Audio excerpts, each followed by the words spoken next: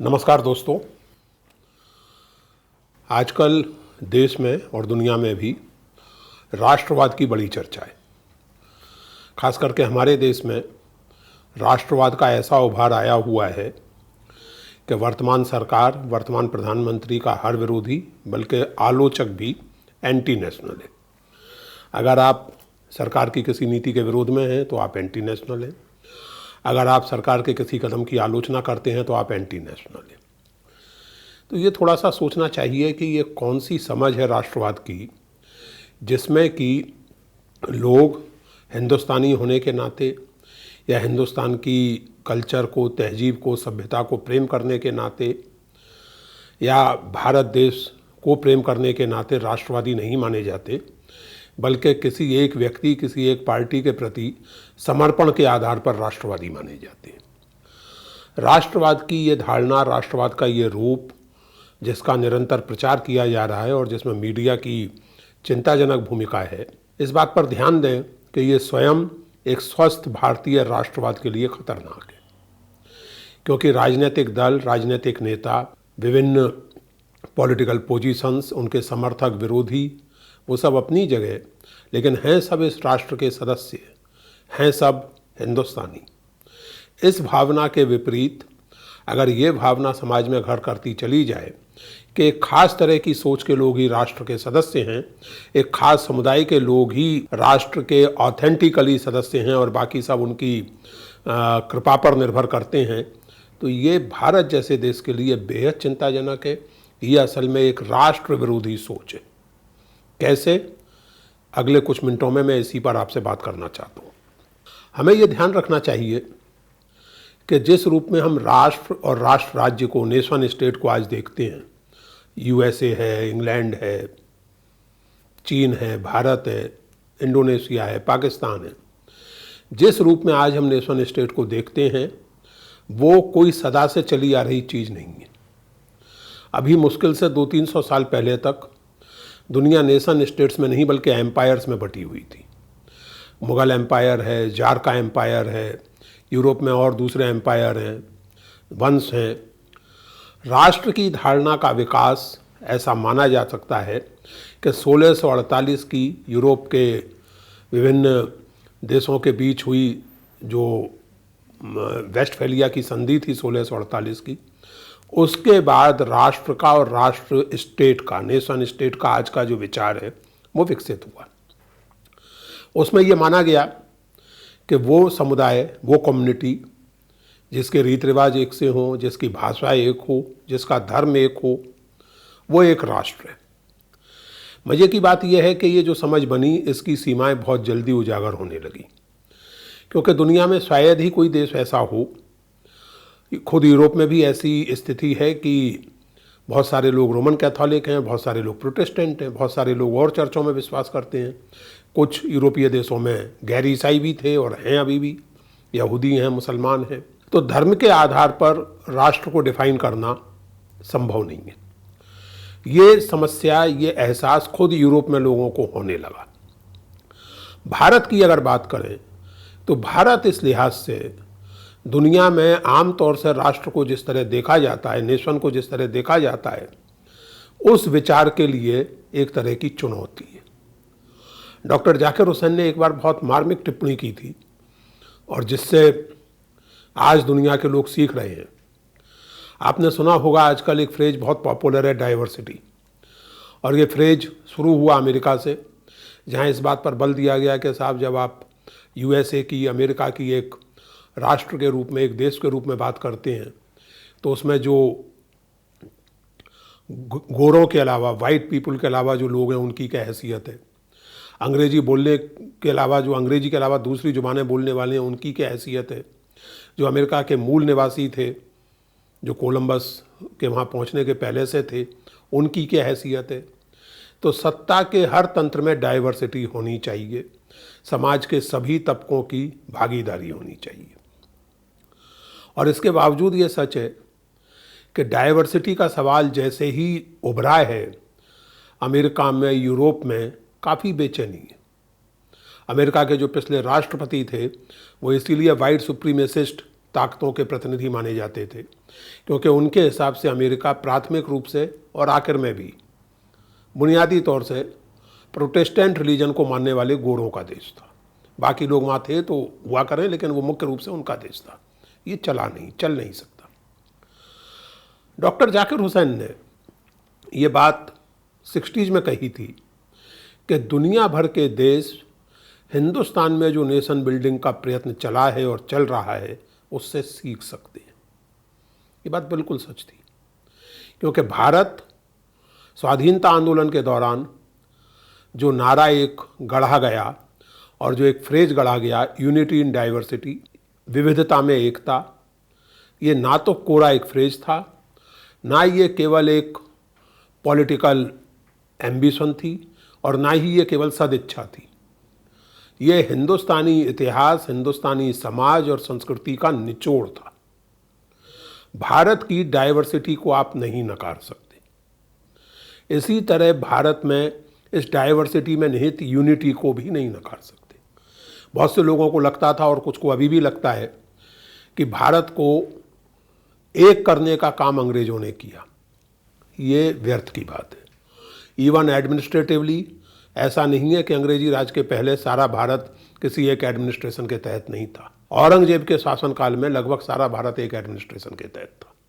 उसके पहले भी ऐसे शासक हुए हैं, लेकिन उसको अगर मान भी लें तो ये बात ध्यान देने की है दोस्तों कि भारत में एक ज्योग्राफिकल एरिया और उसकी विशेषताओं का बोध बहुत पुराना है और बहुत कंटिन्यूअस है।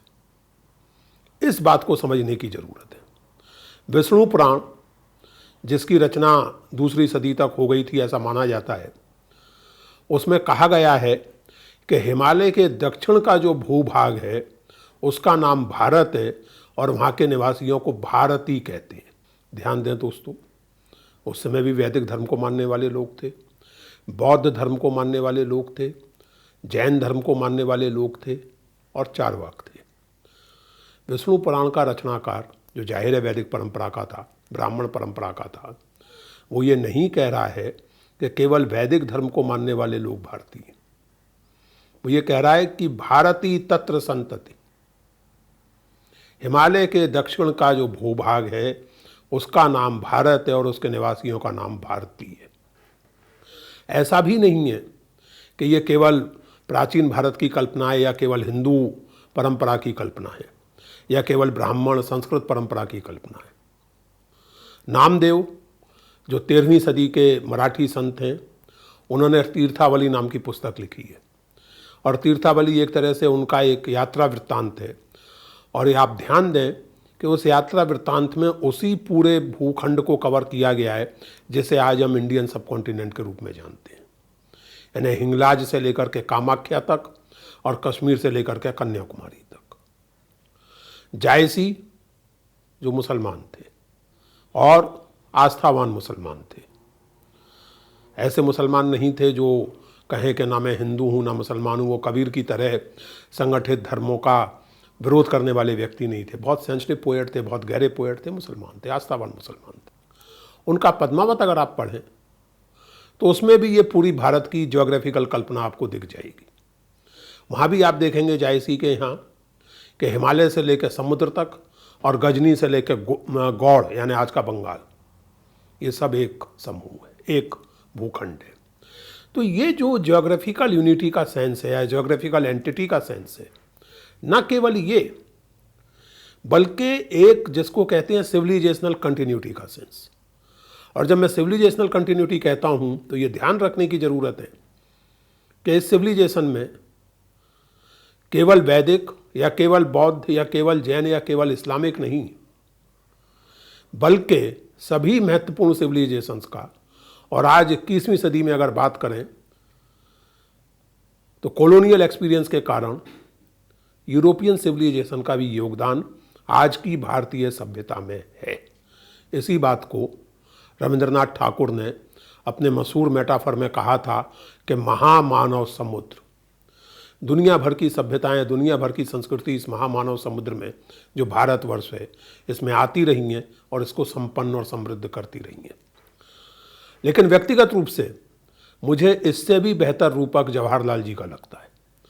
जवाहरलाल जी भारत को एक महामानव समुद्र की बजाय भारतीय सभ्यता या भारतीय परंपरा की तुलना जवाहरलाल जी एक पैलिम्सेस्ट से करते थे। पैलिम्सेस्ट यानी पांडुलिपि, पुरानी पांडुलिपि, पुरानी किसी पोथी का पन्ना, तालपत्र, एक ताड़पत्र।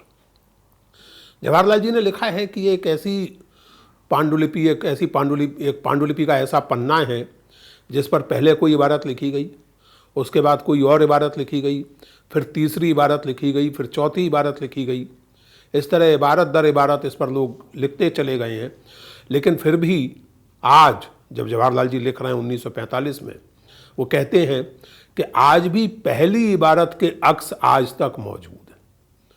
ऐसा नहीं है कि सिंधु घाटी की सभ्यता के अक्स आज के हिंदुस्तान से गायब हो गए, ऐसा नहीं है कि उसके बाद की सभ्यताओं के अक्स आज के हिंदुस्तान से गायब हो गए, ऐसा नहीं है कि बौद्ध सभ्यता, जैन सभ्यता केवल इतिहास की वस्तु बन गई है, या इस्लाम भारत में केवल इतिहास की वस्तु बनकर रह गया है, ऐसा नहीं।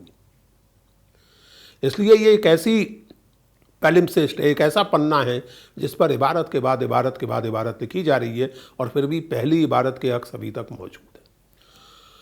ये डाइवर्सिटी जो केवल एक पॉलिटिकल स्लोगन नहीं है बल्कि हिंदुस्तानी कल्चरल एक्सपीरियंस का सार है, इस पर हर हिंदुस्तानी को गर्व होना चाहिए, फख्र होना चाहिए। और ये डाइवर्सिटी हमारे अनुभव का हिस्सा है आज भी। और जब मैं डाइवर्सिटी की या विविधता की बात करता हूं तो वो केवल धर्मों तक उसको मत सीमित कीजिए, और भगवान के लिए हिंदू मुसलमान तक तो बिल्कुल मत सीमित कीजिए। उत्तर प्रदेश का मुसलमान, उसका रहन सहन, उसकी जुबान, उसके पहनावा ओढ़ावा, उसका खाना पीना एग्जैक्टली केरल के मुसलमान जैसा नहीं है। उत्तर भारत के हिंदू, मिसाल के तौर पर राजस्थान के हिंदू का खाना पीना एग्जैक्टली बंगाल के या तमिलनाडु के हिंदू जैसा नहीं है।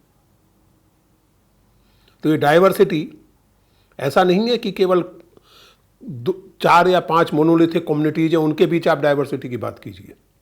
डाइवर्सिटी यहाँ कदम कदम पर है। कम्युनिटीज के भीतर डाइवर्सिटी है, जुबान की, रहन सहन की, धार्मिक विश्वासों की, सांस्कृतिक परंपराओं की।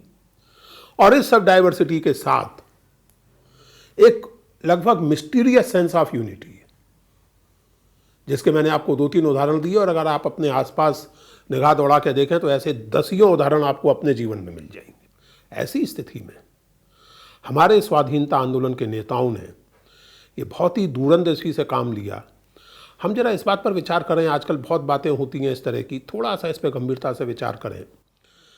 व्यक्तियों की भूमिका की बात मैं नहीं कर रहा अभी, गांधी, नेहरू, अंबेडकर, भगत सिंह, ये सब मैं नहीं कर रहा अभी कि इनमें से किसकी क्या भूमिका थी क्या नहीं थी। ओवरऑल अगर आप इंडियन नेशनल मूवमेंट को देखें तो उसकी बुनियादी चुनौती क्या थी, इस पर सोचिएगा। उसकी बुनियादी चुनौती ये थी कि एक प्राचीन चली आ रही कंटिन्यूअस सिविलाइजेशन को एक मॉडर्न नेशन स्टेट में तब्दील करना।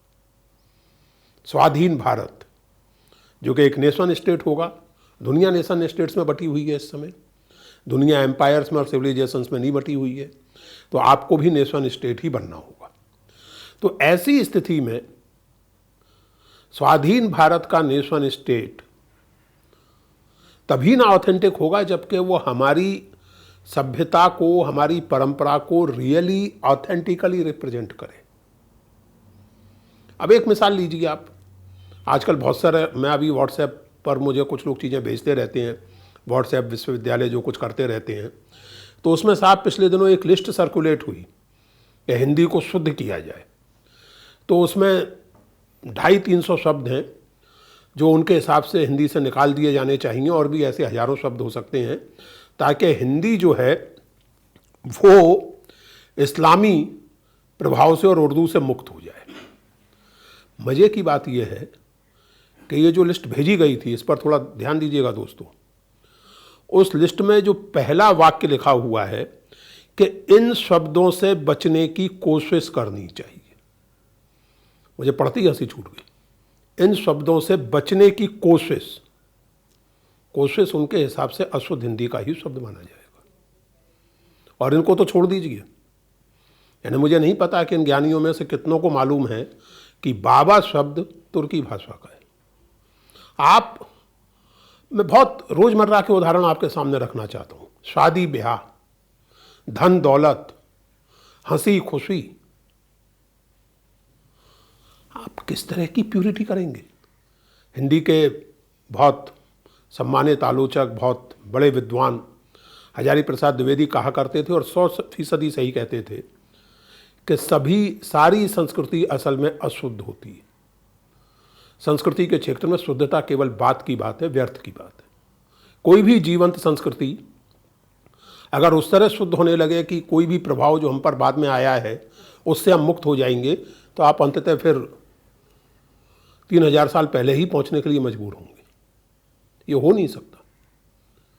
आज आप बात करते हैं, आज आप बोलते हैं, तो आप चाहें ना चाहें उस पर यूरोपियन संस्कृति के असर है, अंग्रेजी का असर है। हम लोग हिंदुस्तान में बात अंग्रेजी एक तरह की इंटेलेक्चुअल और एकेडमिक लिंगुआ फ्रैंका है इस समय इस मुल्क की, एडमिनिस्ट्रेटिव लिंगुआ फ्रैंका है। ये वास्तविकताएं हैं, इन वास्तविकताओं से आप मुंह नहीं चुरा सकते।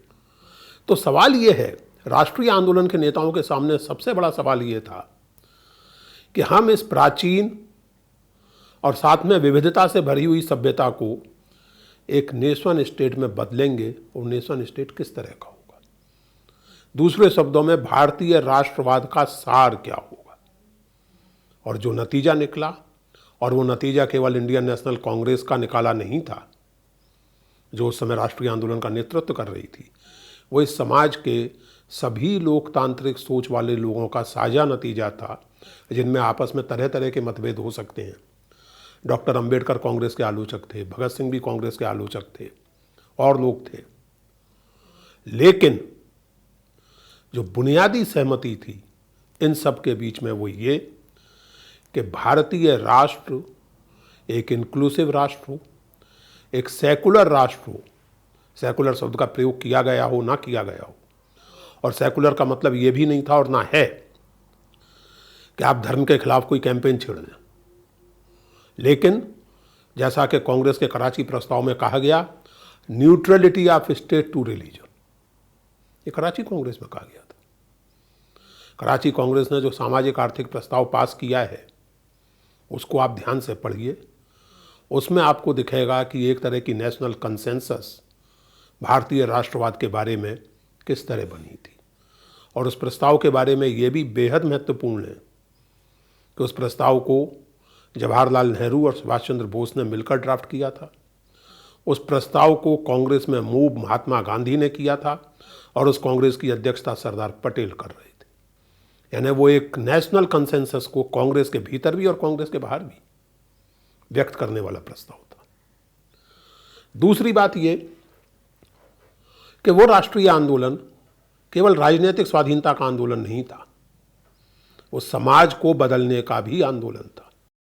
छुआछूत, सांप्रदायिक वैमनस्य, स्त्रियों पर अत्याचार, ये सब भी राष्ट्रीय आंदोलन की चिंताओं में शामिल थीं चीजें। और राजनीतिक स्वाधीनता के साथ इस सामाजिक पुनर्गठन, इस सामाजिक पुनर्निर्माण की भी कोशिश उसमें लगातार की गई थी। इसीलिए जब भारत आज़ाद हुआ तो तमाम सीमाओं के साथ, ये मैं उन लोगों में से नहीं हूँ जो इस बात से कोई मुंह छुड़ाएं, थी समस्याएं, थी सीमाएं, तभी तो आज भी बहुत सारी चीज़ें हमें झेलनी पड़ रही हैं। उस राष्ट्रवाद के नेताओं की सीमाएं थीं, उनकी विचारों की, उनके व्यवहारों की सीमाएं थीं, लेकिन उस सब के बावजूद जो मूल दिशा थी वो थी एक इंक्लूसिव इंडियन नेशनलिज्म। आजकल भारत माता की जय के नारे की बड़ी चर्चा होती है। कुछ लोगों को भारत माता की जय का नारा लगाने में उनका लगता है कि इस्लाम खतरे में पड़ जाएगा। दूसरी ओर कुछ लोगों को भारत माता की जय का नारा ऐसा लगता है कि जिसके जरिए वो तमाम लोगों को जो इस नारे की वजह से किसी भी तरह से एक संकोच महसूस करते हैं, उनको धमका सकें, उनको डरा सकें और मजबूर कर सकें। जवाहरलाल नेहरू इस सवाल को आत्मकथा में और उसके बाद डिस्कवरी ऑफ इंडिया में भारत माता, वो सवाल पूछते हैं कि भारत माता का मतलब क्या है। और वो सवाल आज तक जायज है, आज तक महत्वपूर्ण और हमेशा महत्वपूर्ण रहेगा। जवाहरलाल जी उसमें लिखते हैं कि जब हम कहते हैं भारत माता की जय तो इसका मतलब क्या होता है, कौन है भारत माता? क्या भारत माता केवल एक कल्पना है? क्या भारत माता केवल एक सुंदर तस्वीर है? क्या भारत माता केवल एक माइथोलॉजिकल कंस्ट्रक्ट है? अगर भारत माता प्रतीक है, रूपक है, तो किसका प्रतीक है, किसका रूपक है? जवाहरलाल जी का उत्तर हमें लगातार ध्यान रखना चाहिए, जो ये सवाल उठाते हैं और उसका उत्तर देते हैं। भारत का नागरिक, इस भारत राष्ट्र का हर सदस्य, चाहे उसका धर्म कोई हो, उसकी जाति कोई हो, वो कोई जुबान बोलता हो, उसका जेंडर कोई हो, हर इंसान, खास करके जो उत्पीड़ित है, जो शोषित है, जो कुचला हुआ है, वो है भारत माता। और नेहरू जी ने कहा है उसमें कि उसकी जय है भारत माता की जय। इस बात पर सोचें दोस्तों आज हम, कि जब हम कहते हैं भारत माता की जय, तो क्या भारत माता की जय के नारे को स्वयं भारत माता की लाखों करोड़ों संतानों की तकलीफ और दुख के नारे में भी तब्दील किया जा सकता है? क्या उन पर की जाने वाली ज्यादतियों के डिफेंस के रूप में इसको इस्तेमाल किया जा सकता है? भारत माता की जय का नारा एक इंक्लूजन का, एक बराबरी और डायलॉग पर आधारित राष्ट्रवाद के निर्माण का नारा होना चाहिए या डराने का नारा होना चाहिए? ये असली सवाल है। राष्ट्रवाद बहुत जरूरी है, राष्ट्रवाद का एक सेंस, लेकिन किस तरह का राष्ट्रवाद? अंतर्राष्ट्रीयता की तमाम चीज़ों के बावजूद ये वास्तविकता है, चाहे मजदूर वर्ग हो, चाहे कोई वर्ग हो, एक खास परंपरा के प्रति, एक खास कल्चरल एक्सपीरियंस के प्रति आपका लगाव, ये सच्चाई है, इसको आप नहीं नकार सकते। लेकिन इस सच्चाई का किस तरह के पॉलिटिकल इडियम में आप ट्रांसलेशन करते हैं, ये महत्वपूर्ण है। जब मैं ये कहता हूं, मैं ये कहूं कि मैं भारत से प्रेम करता हूं, तो वो भारत से प्रेम कैसा होगा जिसमें किसी व्यक्ति को, किसी कवि को, किसी लेखक को, किसी नेता को, किसी समाज सुधारक को सिर्फ इसलिए खारिज कर दिया जाए कि वो हिंदू नहीं है? वो कैसा भारत प्रेम होगा? या सिर्फ इसलिए खारिज कर दिया जाए कि उसकी मातृभाषा वो नहीं है जो मेरी है, अर्थात हिंदी, या जो ये कहता है और सही कहता है कि भाई हिंदी भारतीय भाषा है, महत्वपूर्ण है, तो बांग्ला भी भारतीय भाषा है, वो भी महत्वपूर्ण है, तमिल भी भारतीय भाषा है, वो भी महत्वपूर्ण है, उर्दू भी भारतीय भाषा है, वो भी महत्वपूर्ण है। तो ये आपको तय करना होगा कि राष्ट्रवाद किसी एक धार्मिक या भाषाई समुदाय के दबदबे का, उसके डोमिनेशन का सिंबल होगा, या राष्ट्रवाद का कंटेंट एक डेमोक्रेटिक और इंक्लूसिव पॉलिटिकल सेंसिबिलिटी से तय होगा। असली सवाल ये है, और मुझे लगता है कि सबसे क्रूशल सवाल है इस समय। जैसा मैंने आपसे कहा दोस्तों कि भारत का स्वाधीनता आंदोलन, भारत का राष्ट्रीय आंदोलन केवल राजनीतिक मुक्ति का नहीं, वो सामाजिक पुनर्निर्माण का भी आंदोलन था। आज जो स्थिति है, आज जिस तरह की राजनीति के सामने हम लोग हैं, जिसमें कि और चीज़ों को तो छोड़ दीजिए, गवर्नेंस के सवालों पर भी बात करना जो है एंटी नेशनल हो जाना होता है, जिसमें किसी तरह की आलोचना बर्दाश्त नहीं की जा सकती, जिसमें आपको गाली गलौज झेलनी पड़ सकती है, जिसमें आप पर हमले हो सकते हैं सिर्फ इसलिए कि आप सरकार की या किसी पार्टी की या किसी संगठन की या किसी विचार की आलोचना कर रहे हैं।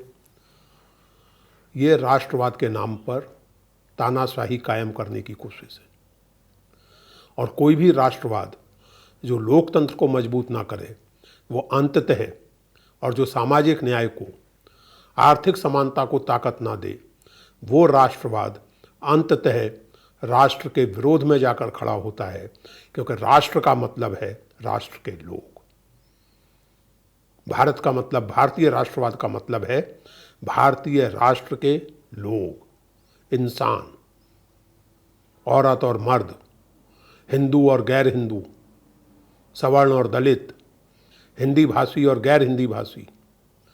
जो राष्ट्रवाद तमाम भारतीय समुदायों को और व्यक्तियों को एक डेमोक्रेटिक प्रोसेस में इंक्लूड करने की कल्पना से दूर हटता है, उस पर विचार करना चाहिए कि वो सचमुच राष्ट्रवाद है भी या नहीं। तो जिस राष्ट्रवाद की अब तक मैं चर्चा कर रहा था, तो जैसा मैंने आपसे कहा, उस पर गौर कीजिए कि वो नेशनलिज्म के नाम पर असल में एंटी नेशनल पॉलिटिक्स है, क्योंकि वो देश को, राष्ट्र को तोड़ने वाली, लगातार तनाव में रखने वाली पॉलिटिक्स है। दोस्तों, आप गौर कीजिए, ज़रा सोचिएगा इस बात पर।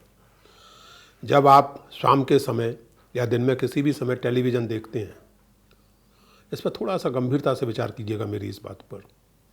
आधे घंटे, 1 घंटे कोई टिपिकल टेलीविज़न न्यूज़ प्रोग्राम देखने के बाद आपके चित्त में गुस्सा और बेचैनी होती है या कुछ सोच विचार की कुव्वत बची होती है। आपको लगातार परपीचुअली एंग्री रखना, आपको लगातार परपीचुअली एक एग्रेसिव मूड में रखना, ये स्वस्थ राष्ट्रवाद का लक्षण नहीं है। तो सवाल ये है, मैंने आपसे जैसा कहा कि मैं उन लोगों में से नहीं हूं जो राष्ट्रवाद को बीते वक्त की बात मानते हैं, ऐसा कुछ है नहीं। राष्ट्रवाद आज दुनिया भर की एक वास्तविकता है, दुनिया भर में लोग इसके प्रति आकृष्ट हैं विभिन्न कारणों से। हम अपने देश की अगर बात करें तो हमारे सामने सवाल ये है कि जिस राष्ट्रवाद को या राष्ट्रवाद के जिस दावे को, राष्ट्रवाद उसे कहना भी नहीं चाहिए, राष्ट्रवाद के जिस दावे को हम गलत मानते हैं और जिसको हम खारिज करना चाहते हैं, उसका कोई विकल्प है या नहीं है, ये सवाल है। रोजमर्रा की पॉलिटिक्स में ये कहा जाता है कि साहब वर्तमान प्रधानमंत्री जी का कोई विकल्प ही नहीं है, कोई नेता ऐसा है ही नहीं, और उस विचार का भी कोई विकल्प नहीं है, उस तरह के राष्ट्रवाद का भी कोई विकल्प नहीं है। दोस्तों, अगर आप पिछले 3-4 साल की पॉलिटिक्स पर ही ध्यान दें तो विकल्प तो है, और विकल्प की प्रक्रिया में ऐसे ऐसे लोग बदलते दिखते हैं जिनसे उम्मीद नहीं की जाती थी, जो खुद अपने कारणों से, जो भी कारण उनके रहे हो, लेकिन जो खुद अपने कारणों से एक अलग तरह की पॉलिटिकल सोच के करीब आ रहे हैं। मिसाल के तौर पर आप महाराष्ट्र का उदाहरण ले लीजिए। वहाँ जो पार्टी इस समय सत्ता में है और जिन पार्टियों के समर्थन से सत्ता में है, कुछ वर्ष पहले उसकी कल्पना नहीं की जा सकती थी, लेकिन वह है। बंगाल का उदाहरण ले लीजिए। सारे एक खास तरह के मीडिया को और एक खास तरह के विचार को लगता था कि अब तो 2 मई और दीदी गई, जो स्थिति है वो हम देख रहे हैं सामने। तो ऐसा नहीं है कि विकल्प नहीं है या विकल्प के लिए विकल्प संभव करने वाली पॉलिटिकल प्रोसेसेस नहीं है, लेकिन जिस चीज़ को डेवलप करने की ज़रूरत है और जो हमारी इस समय बहुत बड़ी चुनौती है, वो ये कि इस तरह के आक्रामक और संकीर्ण राष्ट्रवाद का कोई अल्टरनेटिव है क्या, और उसको आर्टिकुलेट किया जा सकता है क्या।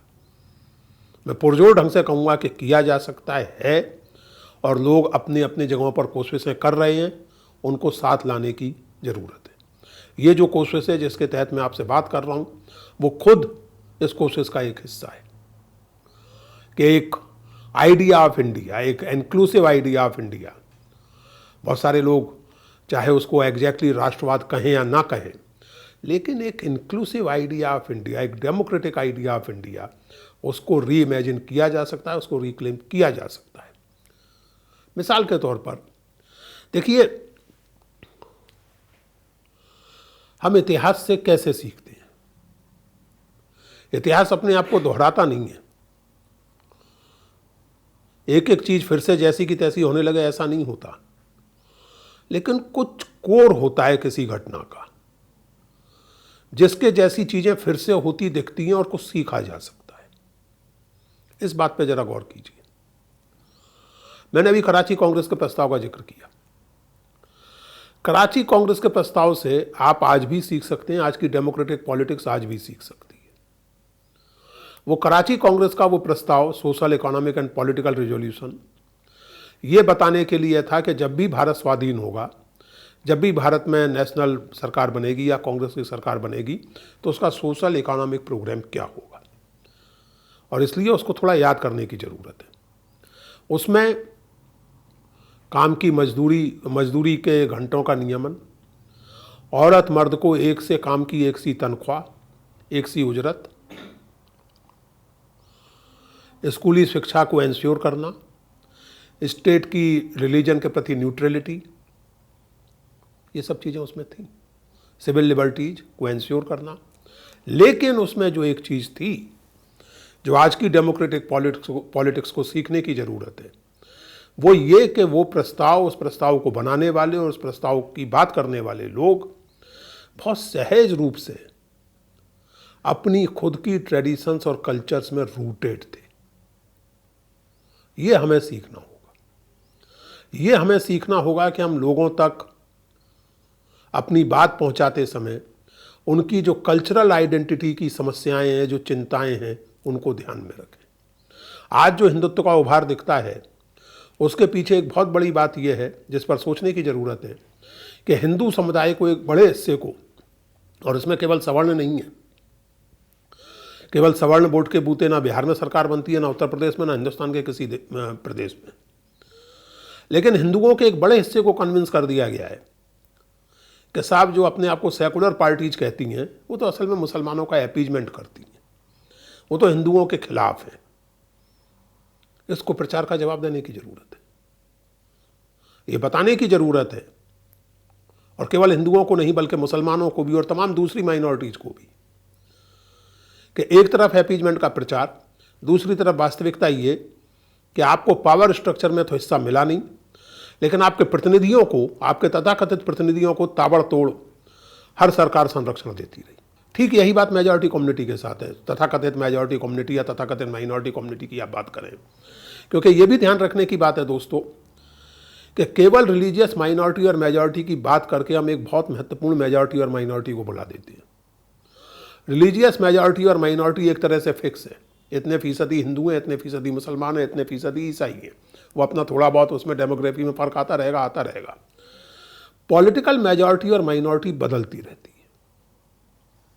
आज किसी पार्टी के पास 40% वोट है, कल किसी दूसरी पार्टी के पास 40% वोट हो सकते हैं। ये जो बदलती हुई मेजॉरिटी और माइनॉरिटी है, इस पे ध्यान देने की जरूरत है।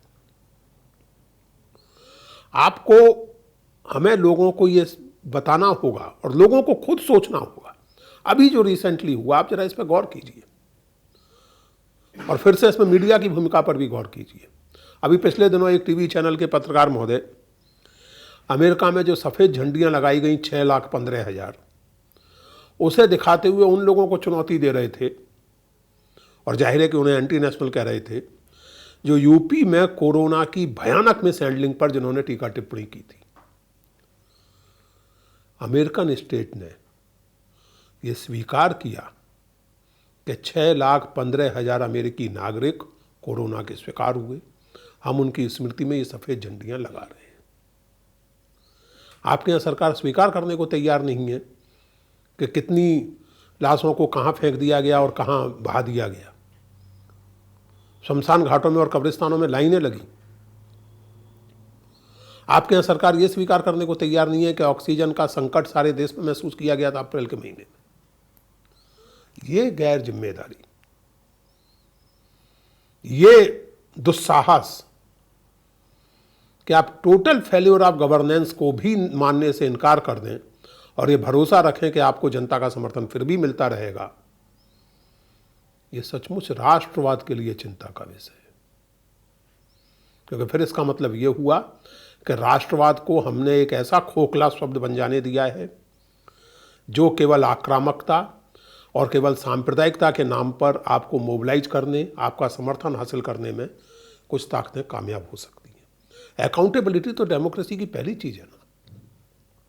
कोई सरकार हो, कोई पार्टी हो, बीजेपी हो, कांग्रेस हो, कम्युनिस्ट पार्टी हो, तृणमूल हो, कोई पार्टी हो, लेकिन अगर आप सत्ता में हैं और कोरोना जैसी महामारी फैली हुई है या कोई भी इस तरह की क्राइसिस है, आपका एटीट्यूड क्या है? और फिर मीडिया की जो मैंने आपसे चर्चा की, मैं उसको कहना चाहता हूं, आपको कोई सेंस नहीं है। आपकी निर्लज्जता इस हद तक पहुंची हुई है कि आप अमेरिकन समाज और अमेरिकन सरकार की इस स्पष्ट स्वीकारोक्ति को कि हाँ भाई 6,15,000 लोग मरे हैं, ये चूकें हुई हैं, उसको आप ऐसे पेश कर रहे हैं कि जैसे वो विफलता है। विफलता को स्वीकार करना साहस का काम है। विफलता को ही सफलता बनाना, इसके लिए क्या शब्द इस्तेमाल किया जाए वो आप खुद सोचिए। और ये सब राष्ट्रवाद के नाम पर हम चलने दें, ये ठीक नहीं है। राष्ट्रवाद को दुष्टता का कवर नहीं बनने देना चाहिए, ये सबसे ज़्यादा जरूरी बात है।